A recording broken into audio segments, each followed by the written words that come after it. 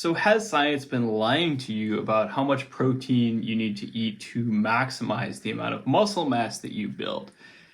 I think that a lot of people are thinking that because, in particular, recently Coach Milo Wolf made a video in which he talked about some of the more recent research. So to give you a quick, catch up, the science as it has been for the last few years is everybody saying, okay, about 0.82 grams per pound of body weight per day is, just about the right amount of protein you need. That's about 1.8 grams per kilo if you use kilos. And so basically there was a really comprehensive meta-analysis, which is kind of like a study of studies.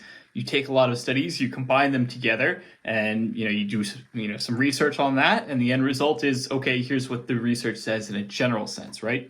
So they did a meta-analysis on protein needs, and they found that basically for most people, protein needs capped out at around 0.82 grams per pound of body weight per day, or again about 1.8 grams per kilo. And so this was, of course, a few years ago. So what happened was, of course, that this science came out. It became very widely cited. A lot of people talked about it. And that kind of became the number that stuck in everyone's heads, right? Sometimes people would say, round down a little bit, maybe, get down to 0.8 instead of 0.82 because it's easier to remember. And then, of course, also, there were a lot of coaches that would suggest, okay, if you want to be on the safe side, maybe go up a bit further, right? Go all the way as high as 1 gram per pound, or about 2.2 grams per kilo. And, of course, everyone was pretty happy with those numbers. And, that became sort of like the line, that became like the exact numbers that everyone was throwing around for the longest time. Well, what happened was, a couple of years later, some more research came out. And this research is in some ways, a little bit more rigorous, a bit more methodical, covers some issues that were there in the original research. And this research, surprise, surprise, suggests that maybe you could even get results from going as high as up to 3 grams per kilo or like 1.36 grams per pound of body weight. Obviously, this, seems like a pretty big difference, right? Because this is almost twice as much. Going from like 1.8 to 3 grams per kilo is pretty significant. Going from like 0.8 to like 1.36 grams per pound is pretty significant, right? And so I've seen a lot of chatter in the last few weeks, since this video that Milo made came out, just talking about this research, where a lot of people go, oh, okay, so aren't we, supposed to immediately start eating more protein? Why aren't we aiming for, 3 grams per kilo now, or, whatever. And I do want to push back on that slightly, not necessarily because there's any issue with the research, but because I want to give you a bit of a sort of understanding of how scientific research works in the first place. So in particular, what research tells us is how the average person interacts with something, right? You can put a bunch of people on a program, you could say, okay, the average person, reacts this way because we've, aggregated all that data. But there can be, in a lot of research, very significant margin for error, right? There could be very significant variations from person to person in terms of your reactions. And in particular, also, I think protein is one of those things where, basically it's something that could be very, very highly different depending on the individual. Obviously, you could have people who are like genetically elite who could maybe benefit from obviously higher protein intake than the average person. And so the question there is not necessarily like, okay, is it possible that people could benefit from higher protein intakes? The question for me then is, okay, do you think you are one of those relatively uncommon people who will probably benefit from even higher intakes than the average person? Likewise, also, I have to be quite honest with you, working as a coach for many years, a lot of people come to me with these kinds of questions when they're not really the kinds of people who should be asking these questions. Which is to say that for the most part, there's a lot of people worrying about their protein intake when, say, for example, they're not training consistently, they're not training with a good training program, they're not, far enough along in terms of their dedication to the process of lifting that they're not really going to see very much of an added benefit from choking down a little bit more protein. And that is the thing, right? So protein is notoriously sort of one of the most difficult macros to get in for a lot of people. And there are a few reasons for that. One is that proteins tend to be more expensive. So, budget-wise, it's often just difficult to get in a lot of protein. Number two is that, protein is very filling relative to its weight. which means that if you eat a lot of protein, it takes a very long time for your stomach to digest it.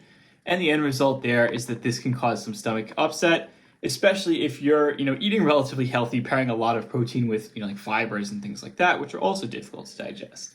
So, we get this, joke about how, bodybuilders are eating nothing but, chicken breast and broccoli and that sort of thing. And, to a certain extent, it's true, obviously, right? Like bodybuilders are, they have very high protein needs. They're eating a lot more protein than the average person. So when I get somebody who is, say coming to me for, fitness coaching, it's like, okay, what does their diet look like? Their diet is very low in protein, mostly fats and carbs, and their activity looks like, okay, like I'm not doing much of anything at all, right? And so for that person, do I need to try and force them to eat like 1.36 grams of protein per pound of body weight per day? No, absolutely not. They're going to get a great benefit even from going half that high, and they're also going to complain about how that feels like so much protein because they're not used to eating that much, right? So I do think it really is a sliding scale in terms of like, okay, what are your goals, right? Are you trying to be like a pro level bodybuilder? If so, then like, yeah, you'll probably want to, eat all the protein that you can to squeeze out every last potential percentage point. If you are just an average person who is just looking to exercise and, get in better shape and so on, then like, yeah, you don't need to go anywhere near that. And I'll be quite honest, like, even I'm a pretty serious lifter, been doing this for a very long time. I would say that, consistently, I usually hit somewhere around 0.9 to maybe 1 gram per pound of body weight per day. And I've seen great results on that, right? That's obviously an N=1 testimony. Obviously, could I have maybe gotten better results all this time if I had been eating up to 1.36 grams per pound of body weight per day this whole time? I mean, yeah, maybe. Do I think it matters that much in the long run? Obviously not. I think that it's obviously important to get a elevated amount of protein, but I also think that some people worry too much about the exact specifics, and I also think that they worry too much about, like really pushing into the diminishing returns territory, right? Where it's like, okay, if you get, say, like 0.5 to 0.75 grams per pound of body weight per day, that's great. A little bit more than the average person. That's going to help. That's going to give you, obviously a leg up in terms of results. And then, okay, like 0.75 to like 1 gram per pound of body weight per day. That's good. That's, basically like probably going to maximize everything that you need for most people. And then stuff above that is like, all right, I really want to gun it. I want to do everything possible. I want to squeeze out those last, few percentage points. I want to really, make sure that if I'm in the top few percent of people who could benefit from more, then, I've got that covered, right? I also warn people all the time not to be too enthusiastic about new research. The reality is always that there is always going to be new research that's going to help clarify the picture a little bit better. There are always going to be people who place a little bit too much importance on new research rather than the existing totality of the evidence, right? Which is to say that it may come down the line that a few years later, it turns out that there are issues with this study as well, and maybe, the numbers are actually a bit lower than that, right? Like, I don't know this, obviously. I can't know this in advance.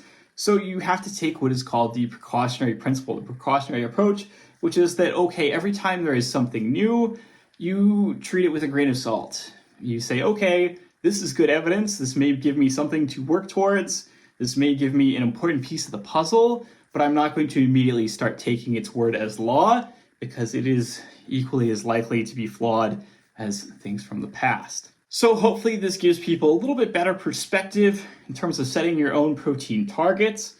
So I hope that this video is useful. As always, don't forget to like, subscribe, smash the notification bell, comment down below, let me know what you would like to see in future videos. Have a good one. I will talk to you all next week.